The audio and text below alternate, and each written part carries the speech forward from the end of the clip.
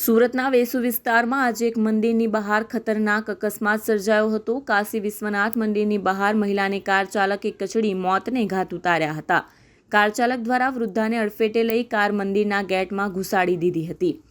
આ અકસ્માત બાદ વૃદ્ધ મહિલાને સારવાર અર્થે હોસ્પિટલ લઈ જવાને બદલે કાર ચાલક સહિત બે ભાગી ગયા હતા। હાલ તો સમગ્ર ઘટના સીસીટીવીમાં કેદ થઈ છે। આ સાથે જ વેસુ પોલીસ દ્વારા આ મામલે ગુનો નોંધી વધુ તપાસ હાથ ધરાઈ છે। મળતી માહિતી પ્રમાણે 85 વર્ષીય ગંગા મરાઠી નામની વૃદ્ધ મહિલા વેસુ વિસ્તારમાં આવેલા કાશી વિશ્વનાથ મંદિરની બહાર ભિક્ષા માંગીને પોતાનું ગુજરાન ચલાવતી હતી। ગંગા મરાઠી મંદિરની બહાર જ રહેતા અને ત્યાં જ ભિક્ષા માંગતા।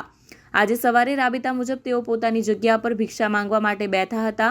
તે દરમિયાન એક કારનો ચાલક ફૂલ સ્પીડમાં ધસી આવતાની સાથે સ્ટીયરિંગ પરથી કાબુ ગુમાવતા ફૂલ સ્પીડમાં મોપેડને અડફેટે લીધા બાદ મંદિરની ગેટની બહાર ભિક્ષા માંગી રહેલ ગંગાબેનને અડફેટે લીધા હતા।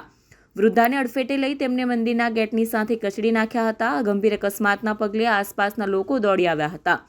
જોકે તે પહેલા જ કાર ચાલક અને કારમાં સવાર બે જેટલા યુવાનો કાર મૂકીને ભાગી ગયા હતા। આ અકસ્માતમાં ગંગાબેન ગંભીર રીતે ઇજાગ્રસ્ત થયા હોવા છતાં પણ કાર ચાલકોએ માનવતા ન દાખવી ફરાર થયા હતા। અકસ્માતના પગલે દોડી આવેલ લોકો દ્વારા ગંગાબેનને તાત્કાલિક સારવાર માટે સિવિલ હોસ્પિટલ ખસેડ્યા હતા। ત્યાં ટૂંકી સારવાર દરમિયાન ગંગાબેનનું મોત નીપજ્યું હતું। ગંગાબેનના માથા સહિતના શરીર ઉપર ગંભીર ઇજાઓના કારણે મોત નીપજ્યું હતું।